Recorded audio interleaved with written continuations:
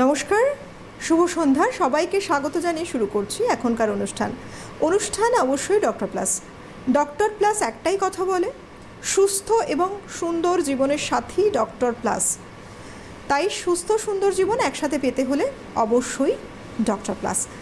আমরা প্রত্যেকটা দিন বিশেষ কিছু বিষয় নিয়ে আলোচনা করি যেগুলো আমাদের জন্য অত্যন্ত জরুরি এবং জানা প্রয়োজন। কারণ আমরা বিভিন্ন সময় অনেক রকম সমস্যা নিয়ে থাকি, কিছু কিছু রোগ ব্যাধি তো থাকেই, তার সাথেও এমন কিছু জিনিস থাকে যেটা নিয়ে আমাদের নানা রকম প্রশ্ন মনে থেকে যায়। শরীরে কিছু কিছু জায়গায় কিছু চেঞ্জেস দেখতে পাচ্ছি, এরকমও কিছু হয়। তো সেই বিষয় নিয়ে যিনি ডিটেলে বলতে পারেন, ডিটেলে জানাতে পারেন আপনাকে বিষয়টা কী এবং এর কারণ যেমন জানাতে পারেন সিমটম, এবং তার সাথে সাথে ট্রিটমেন্ট কী করে সম্ভব, অর্থাৎ আপনারা এবং আমরা যারা রয়েছি বিভিন্ন সমস্যায় জর্জরিত, সেই সমস্যা থেকে সমাধানের উপায় তিনিই বলতে পারেন। আজকে আমাদের বিষয় রয়েছে এক্সোস্টোসিস, এবং এই বিষয়ে যিনি বিশদে আলোচনা করবেন, এই বিষয়টা নিয়ে যিনি জানাবেন আসলে এটা কি, কেন হয়, এবং আমরা কি করে যদি হয়ে যায় কারোর এক্সোস্টোসিস তাহলে তার থেকে কি করে সেরে উঠতে পারি, ভালো থাকতে পারি। আমাদের স্টুডিওতে উপস্থিত রয়েছেন MS অর্থ ডক্টর পিনাকি রয়। অনেক স্বাগত ডক্টর আপনাকে। নমস্কার। আজকের বিষয়টা এমন, এক্সোস্টোসিস এই টার্মটা হয়তো কিছু মানুষ জানেন বা বোঝেন, কিন্তু বহু মানুষের কাছে এটা কিন্তু কোয়ারিস, এটা কি। প্রথমেই জানবো এই যে এক্সোস্টোসিস যেটা নিয়ে আমরা আলোচনা করছি, এটা কি এবং কেন হয়। আচ্ছা,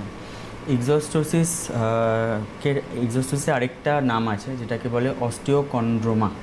এটা একটা, first of all it is a benign tumour, it is মানে রিয়ারলি ম্যালিগন্যান্ট। এটা একটা টিউমার যেটা বাচ্চাদের এবং অ্যাডোলেসেন্ট এজ গ্রুপে আমরা বেশি দেখে থাকি, এবং টিনেজ গ্রুপ, বড়োদেরও হয়ে থাকতে পারে, বড়োদেরও থেকে যেতে পারে। আচ্ছা, এটা একটা টিউমার যেটা more common which is seen around the Joints. Very rarely আমরা লং বোনের মাঝখানে দেখতে পারি। এটা জেনারেলি দেখা যায় যে জয়েন্টের একদম আশেপাশেই দেখা যাচ্ছে টিউমারটাকে। এটা হ্যাঁ, কেন হয়? এটা মেন কারণ হচ্ছে আমাদের ডেভেলপমেন্টাল অ্যানোমালি। আমাদের যে হাড় যখন গ্রো করে যখন, সেটা একটা কার্টিলেজের একটা গ্রোথ প্লেট থাকে। সেই গ্রোথ প্লেটটা থেকে দুদিকে হাড় গ্রো করতে থাকে, উপর দিকে এবং নিচের দিকে। এবার কিছু মানুষের সেই কার্টিলেজের গ্রোথ প্লেটটা, যেটা এপিফাইসিস বলে থাকি আমরা, সেইটা কিছুটা ভেঙে একটু দূরে সরে যায়, এবং সেটা একটা আলাদা ইন্ডিপেন্ডেন্ট সোর্স অফ গ্রোথ হিসাবে দেখা যায়। এবং সেটাই আস্তে আস্তে যেটা ইন্ডিপেন্ডেন্টলি আলাদা করে বোন তৈরি করছে এবং গ্রো করছে, সেটাই পরবর্তীকালে আমরা টিউমার আকারে দেখতে পাই। তো এইটা ফার্স্ট অফ অল এটাই বাচ্চাদের এবং অ্যাডোলেসেন্ট গ্রুপে মোস্টলি দেখা যায়, এবং যদি অ্যাডাল্ট লোকদের দেখা যায়, সেটা আমরা দেখব যে যদি হিস্ট্রি নিই প্রপারলি, তাহলে দেখা যাবে যে তার এই বনি গ্রোথটা বহুকাল ধরে, ইভেন ছোটোবেলা থেকেই আছে। অ্যাডোলেসেন্ট বা সে যখন আর লম্বা হওয়া স্টপ করে গেছে, তারপর থেকে আর এই গ্রোথটাও বাড়েনি। তো এটাই আমরা প্রপার হিস্ট্রি নিলে এটা জানতে পারি। এবং সবচেয়ে ভালো যেটা, সবচেয়ে গুড নিউজ যেটা, যে এক্সোস্টোসিস ইজ এ বিনাইন টিউমার, তার ম্যালিগন্যান্ট ট্রান্সফরমেশন হওয়ার চান্স খুবই কম। অবশ্যই। কিন্তু ডক্টর, একটা প্রশ্ন মনে আসে, যেটা হচ্ছে বহু মানুষ রয়েছে অ্যাডাল্ট এজে, হিলে অনেকে বলেন হাড় বেড়ে গেছে, ব্যথা, প্রচণ্ড ব্যথা, এবং তারা ফিল করছেন হাত দিয়ে জিনিসটাকে। এটাকে বলতে পারি আমরা এটা এক্সোস্টোসিস না অন্য কিছু? না, আমাদের হিলে যেটা বেড়ে যায় সেটা আমরা বলি ক্যালকিনিয়াল স্পার। এটা একটা বলতে পারি যে it is a degenerative process. আমাদের বডিতে যেখানে দীর্ঘদিন ধরে আঘাতপ্রাপ্ত হচ্ছে বা যেখানে ইনফ্লামেশন হচ্ছে, সেখানে আমাদের বডির এটা একটা প্রোটেক্টিভ মেকানিজম, যে সেখানটা আরেকটু হাড় তৈরি করে জায়গাটাকে আরও প্রোটেকশান দেওয়া। কিন্তু অথবা কোনো লিগামেন্ট অসিফাই করে যাওয়া, বা আমরা স্পাইনে যেগুলো বলে অস্টিওফাইট, মানে বা হাঁটুর চারপাশেও যেগুলো ছোট ছোট হাড়ের টুকরো হিসাবে ঘুরে বেড়ায় সেগুলো অস্টিওফাইট, এগুলো ওরকম না। এটা অস্টিওফাইটস এবং ক্যালকেনিয়াল স্পার এগুলো প্রত্যেকটাই হচ্ছে আমরা দেখি যে একদম মানে 60 ঊর্ধ্বে দেখতে পাই। এরা কখনোই অল্প বয়সী বাচ্চা বা অ্যাডোলেসেন্ট এজ গ্রুপে দেখা যায় না। সেটা one of the most distinctive feature, যেটা এক্সস্টোসিসের থেকে এটাকে ডিফারেন্সিয়েট করে থাকে। যারা ওপারে দর্শক বন্ধু রয়েছেন আপনাদের জন্য বলি, আজকে আমরা বিষয় নিয়ে আলোচনা করছি এক্সস্টোসিস, যেটা হাড় সংক্রান্ত একটা বড় সমস্যা। বিভিন্ন সময় বিভিন্ন মানুষ যেটা ফেস করছেন, কিন্তু আপনারা যারা রয়েছেন তাদের আরও কোনো সমস্যা থাকতে পারে, আপনারা আরও কোনো রোগ সংক্রান্ত বিষয়ে প্রশ্ন করতে পারেন যেটা নিয়ে আপনারা হয়তো কষ্ট পাচ্ছেন। আপনাদের কোনো প্রশ্ন নিয়ে অবশ্যই আসতে পারেন, সরাসরি কথা বলার নাম্বারে ফোন করুন। আমাদের স্টুডিওতে ডক্টর রয়েছেন, নিশ্চয়ই উত্তর দেবেন। আমাদের সঙ্গে রয়েছেন MS অর্থ ডক্টর পিনাকি রয়। আবার আমরা বিষয়ে ফিরব। ডক্টর, এই যে এক্সস্টোসিস ম্যাক্সিমামলি আমরা কোন কোন জায়গায় দেখতে পাচ্ছি এই গ্রোথটা? Exostosis most common around the knee joint. Knee জয়েন্টের আশেপাশে মোস্ট কমন, তারপরে হচ্ছে হিপ জয়েন্ট এবং এলবো জয়েন্ট। তো আমরা বলতে পারি যে বিগ জয়েন্টস যেগুলো শোল্ডার জয়েন্টের আশেপাশেও হতে পারে।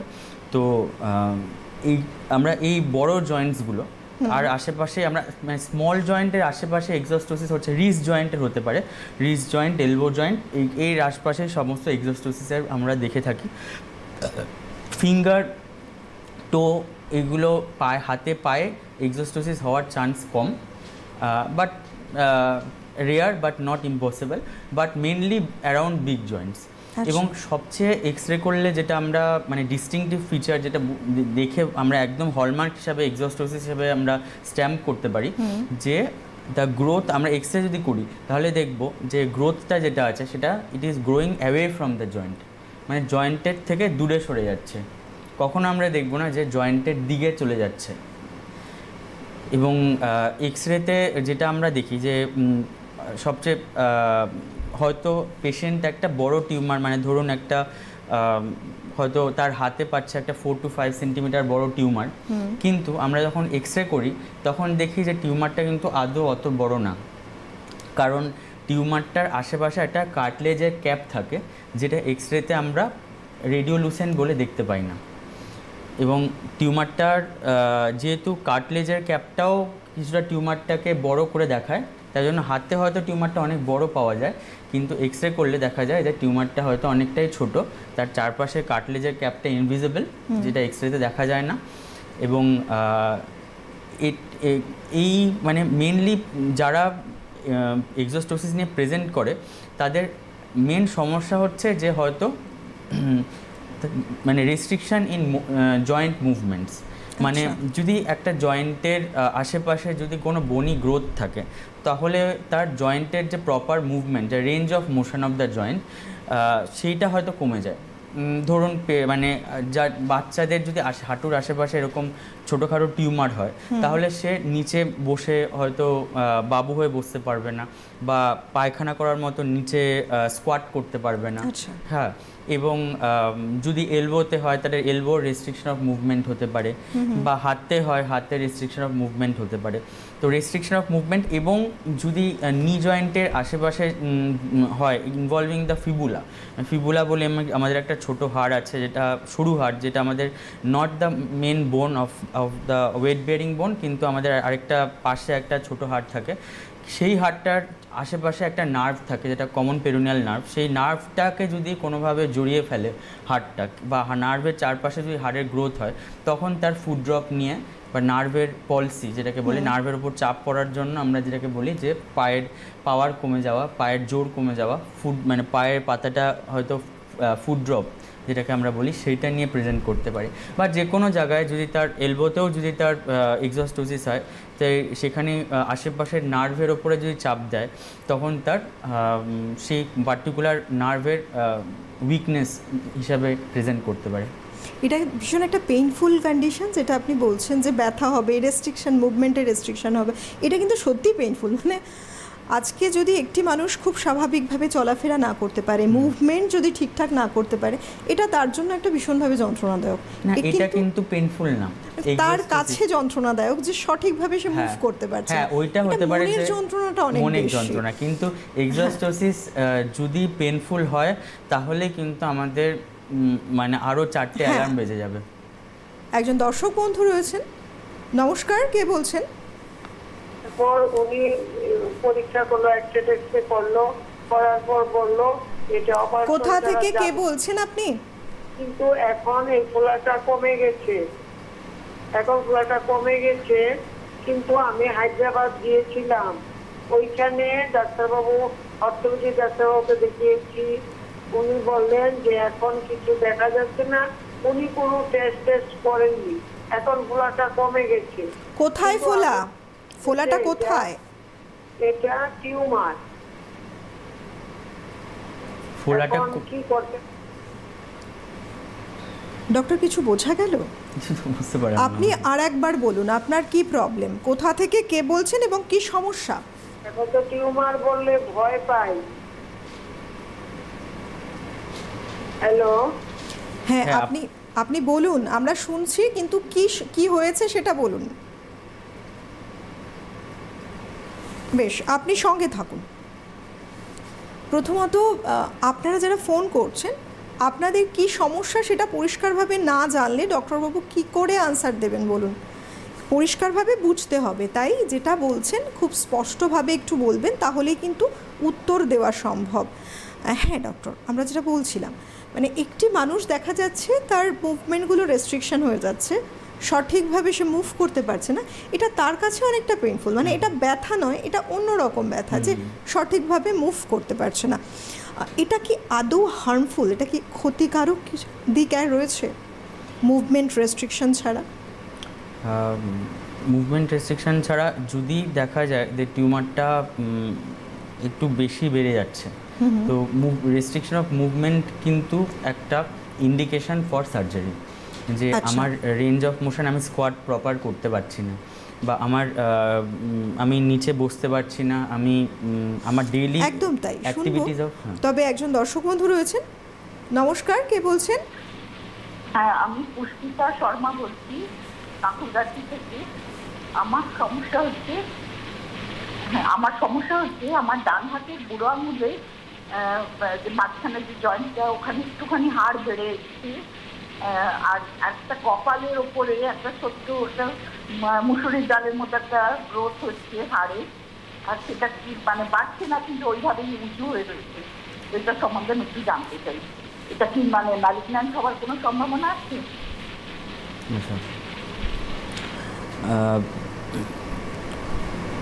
এই এজ গ্রুপ, ওনার এজ গ্রুপটা মানে যে ওনার বয়সটা এক্স্যাক্টলি কত সেটা উনি বলেননি, কিন্তু যদি আমি একটি কথাই বলবো, যে যেই টিউমারই হোক, সেই টিউমারটা যদি আমি দেখছি যে একই সাইজ রয়েছে, টিউমারটা বাড়ছে না দিনে, মানে as time passes, if the tumor does not increase in size, মানে টিউমারের সাইজ বাড়ছে না, টিউমারটা একইভাবে রয়েছে, এবং তার সাথে তার সাথে অন্য কোনো সিমটম নেই, যেরকম ওয়েট লস বা লস অফ অ্যাপেটাইট, এগুলো নেই, এবং টিউমারটার আশেপাশে পেন,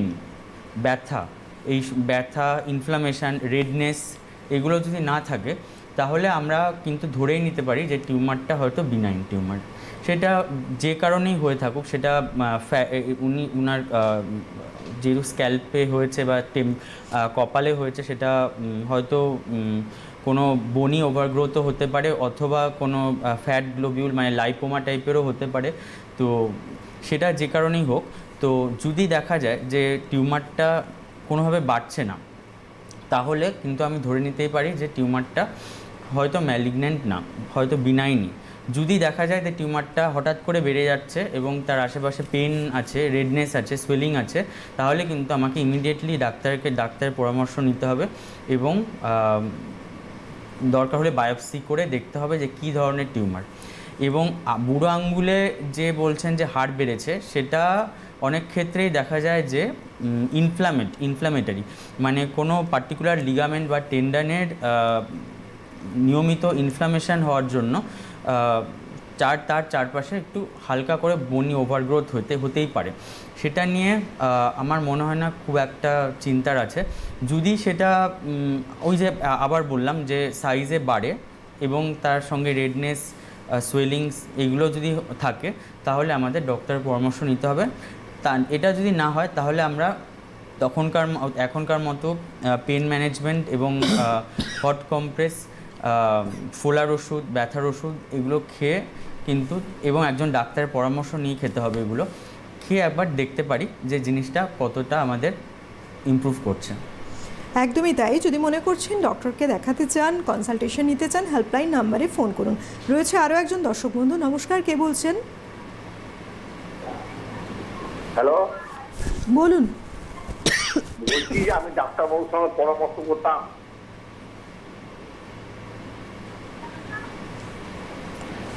হ্যালো, হ্যাঁ বলুন। হ্যালো, হ্যাঁ বলুন। ওই আমার আরএফ একটা রিমাইটিস, আরএফ একটা, হ্যাঁ, খুব যন্ত্রণা, ব্যথা, টিস কোন, হ্যাঁ, আর 10 বছর ভুগছি। কোথায় যন্ত্রণা হচ্ছে আপনার? কি যন্ত্রণাটা কোথায় হচ্ছে? ব্যথাটা হচ্ছে ডাইন হাতে, বাম হাতে, বাম পায়ে। আচ্ছা, ব্যথাটা কোনো পার্টিকুলার জয়েন্টে হচ্ছে নাকি কোমর থেকে পায়ের দিকে যাচ্ছে? না, জয়েন্ট থেকে পুরো হাতটা, ডাইন হাতটা। আচ্ছা। আর এই বাম পাটা হচ্ছে আপনার হাঁটু থেকে একদম নিচে পর্যন্ত। আচ্ছা, এটা কতদিন ধরে হচ্ছে ব্যথাটা? 10 বছর। 10 রানিং বছর? 10 বছর চলছে। আচ্ছা আচ্ছা, ব্যথাটা কি ঝিনঝিনে ব্যথা? হ্যাঁ, ব্যথাটা কি ঝিনঝিনে ব্যথা বা ব্যথা খুব জোর হয়, আপনার কুন করে, টিস করে। আচ্ছা, হাত অবশ হয়ে যায় বা পা অবশ হয়ে যায়? না, অবশ হয় না। আচ্ছা, আমার বাত বলছে, বাত, আরএফ একটা বাত। আরএফ ফ্যাক্টর আছে আপনার বেশি আছে? হ্যাঁ, আরএফ একটা। আচ্ছা আচ্ছা, ঠিক আছে। ঘুম থেকে উঠে কি হাতের জয়েন্টগুলো স্টিফ হয়ে যায়, হাতের আঙ্গুলগুলো আড়ষ্ট হয়ে যায়, খুলতে মানে প্রবলেম হয় ঘুম থেকে উঠে? না, প্রবলেম বলতে ব্যথা হয় এই যা না, হাতের ওষুধ বন্ধ করি না। হাতের আঙ্গুলগুলো কি ব্যথা হয়? হাতের আঙ্গুলগুলো কি স্টিফ হয়ে যায়? সময় হয়। ঘুম থেকে উঠে হয় কি? হ্যাঁ, ঘুম থেকে ওঠার পর কি হাতের আঙ্গুল স্টিফ হয়ে যায়? না, 24 ঘন্টায়। 24 ঘন্টায় হয়? আচ্ছা। হ্যাঁ, আরএফ ফ্যাক্টর, এটাকে বলছি আরএফ ফ্যাক্টর, রিমাইটিড আরএফ ফ্যাক্টর। আমি ধরুন মণিপালে দেখিয়েছি, দমদমে দেখিয়েছি, পিজিতে, রিমোটোলজিতে দেখাচ্ছি। আচ্ছা, তার জন্য ওষুধ খাচ্ছেন তাই তো? হ্যাঁ, ওষুধ চলছে আমার। আচ্ছা আচ্ছা, ঠিক আছে। তো বেশ, আপনি সঙ্গে থাকুন, শুনতে থাকুন। উনি যেটা বলছে যে উনার যা কমপ্লেন্টস শুনে যা মনে হলো যে উনার সার্ভাইকাল এবং লাম্বার স্পন্ডেলাইসিস আছে, এবং তার সাথে উনি তো বলছে যে যেহেতু আরএফ ফ্যাক্টর এলিভেটেড, তার সাথে রিউমাটয়েড আর্থ্রাইটিস আছে। তো rheumatoid arthritis is a inflammatory disease. তো এটা এক ধরনের বাত, যেটা উনি ঠিকই বলেছেন, এবং এসএসকেএমে চিকিৎসাও নিচ্ছেন এর জন্য। তো এর জন্য মানে অনেক রকম ওষুধ আছে, এবং সালফাস্যালাজিন থেকে মানে ডিমার্টস, আরও বায়োলজিক্যালস প্রচুর ওষুধ আছে। সেটা একজন রিউমাটোলজিস্টের পরামর্শ নিয়ে নিয়মিত খেয়ে যেতে হবে, এবং বন্ধ করা যাবে না। এটা তো উনি যেটা করছে সেটা একদমই ঠিক করছে। এবং তার সাথে যদি মানে হাতের যে যন্ত্রণা এবং কোমর বা পায়ের হাঁটুর থেকে যে যন্ত্রণাটা, সেটা আমার যা শুনে মনে হচ্ছে হয়তো একটা নিউরোপ্যাথি, এবং তার লাম্বার স্পন্ডেলাইসিস বা সার্ভাইকাল স্পন্ডেলাইসিসের কারণে হচ্ছে।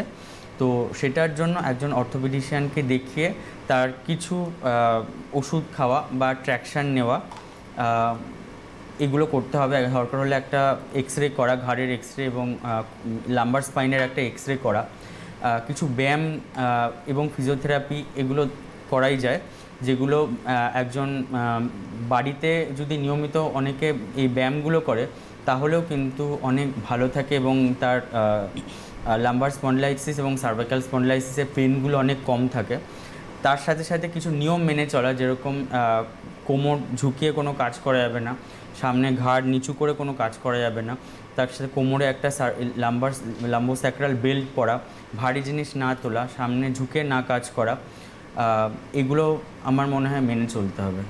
একদম, ডক্টর যে সাজেশনগুলো দিলেন মেনে চলুন, নিশ্চয়ই ভালো থাকবেন। এবং কনসালটেশনও কিন্তু খুব প্রয়োজন, আপনার with report consultation, doctor consultation করাটাও ভীষণ প্রয়োজন। ডক্টর, এই যে আমরা এবার আমাদের প্রসঙ্গেই আসি, আমরা বলছি এক্সোস্টোসিস। এই এক্সোস্টোসিস যেহেতু মুভমেন্টের একটা রেস্ট্রিকশন হচ্ছে, এটা ট্রিটমেন্ট কি অনলি সার্জারি? এবার এক্সোস্টোসিসের ফার্স্ট অফ অল আমরা যখনই ট্রিটমেন্ট করতে যাই তখনই আগে পেশেন্টকে, because it is a benign tumour, মানে এটা ম্যালিগনেন্ট চান্স হওয়ার খুব মানে রিয়ারলি হয়তো 1 বা 2% চান্স ম্যালিগনেন্ট ট্রান্সফরমেশন হওয়ার ইন দ্য ফিউচার। তো আমরা সবসময় পেশেন্টকে জিজ্ঞেস করি যে পেশেন্ট সার্জারি চায় কি না। আচ্ছা, হ্যাঁ, কারণ এটা মানে পুরোপুরি পেশেন্টের উপর নির্ভর করছে, যে অনেকে চায় যে আমার এটা একটা কসমেটিক প্রবলেম, মানে আমার হাতে। ডক্টর একটা ফোন রয়েছে। নমস্কার, কে বলছেন? আমি নদিয়া জেলার থেকে শান্তিপুর থানার অন্তর্গত বোয়ালিয়া থেকে পূর্তি শর্মা বলছি। বলুন। বলছি ডাক্তারবাবুর কাছে একটাই প্রশ্ন, আমার 7-8 বছর ধরে মাথায় প্রচন্ড যন্ত্রণা। এবার কি বলুন তো, আমি উপর থেকে পড়ে গেছিলাম, পড়ে যাওয়ার পরে আমার এই তখন বুঝতে পারিনি, এখন মাথার ব্যথা শুরু হয়েছে। এটা কি দিয়ে কি শাসন আছে একটু যদি বলেন। আপনি যখন পড়ে গেলেন তখন ট্রিটমেন্ট করিয়েছিলেন? হ্যাঁ, সাধারণ একটু ট্রিটমেন্ট করেছিলাম, ডাক্তারবাবু দেখিয়েছিলাম, ওই এক্সরে করে, তখন কিছু ধরা পড়েনি। এখন আপনার বয়স কত? এখন আমার বয়স 33। কি বলবেন? আচ্ছা, কোমরের ব্যথাটা কি পায়ের দিকে যায়? না না, শুধুমাত্র আমি যখন উপর হয়ে কোনো কাজ করি তখন ওই উপর হয়ে দাঁড়াই, ওর বেশ সময় থাকতে পারি না। আচ্ছা, ঠিক আছে। তো আমার মনে হয় যে একটা সবচেয়ে আগে যেটা দরকার, যে একটা এক্সরে করা, এক্সরে করে দেখা যে কোনো লিস্থেসিস, মানে একটা হাড়ের ওপর আরেকটা হাড় উঠে যাওয়া, বা কোনো ওয়েজ কম্প্রেশন, মানে হাড় চিপটে যাওয়া, এগুলো, বা ভার্টিব্রার আলাদা আর কোনো ফ্র্যাকচার, এইসব কিছু হয়েছে কিনা। কারণ উনার পেনটা লোকালাইজড পেন, তো আমি ধরে নিতেই পারি যে হয়তো নিউরোপ্যাথিক কম্পোনেন্টটা সেই পেনটার নেই, কিন্তু হয়তো কিছুটা হলেও ডিস্ক প্রোট্রুশন থাকতেই পারে, যেটার সামনের দিকে ঝুঁকলে সেই ডিস্কটা হয়তো সেই নার্ভের ওপর চাপ দিচ্ছে এবং তার লোকালাইজড পেন হচ্ছে, বা স্পাইনাল কর্ডের ওপর চাপ দিচ্ছে, তার জন্য তার একটা লোকালাইজড পেন হচ্ছে। তো আমি বলবো যে প্রথমে এক্সরে করা, এক্সরে করে একজন নিয়ারবাই একজন অর্থোপেডিশিয়ানকে দেখানো, তার পরামর্শ নিয়ে ওষুধ খাওয়া, এবং যেটা সবচেয়ে আগে দরকার, যে সামনে ঝুঁকে কোনো কাজই করা যাবে না, বা উবু হয়ে বা মানে কোনো কাজ করা যাবে না, সবসময় একটা লাম্বোস্যাক্রাল বেল্ট পরা, এবং এগুলো করে এবং ওষুধপত্র খেয়ে যদি না কমে তখন হয়তো আমাদের একটা এমআরআই করতে হতে পারে।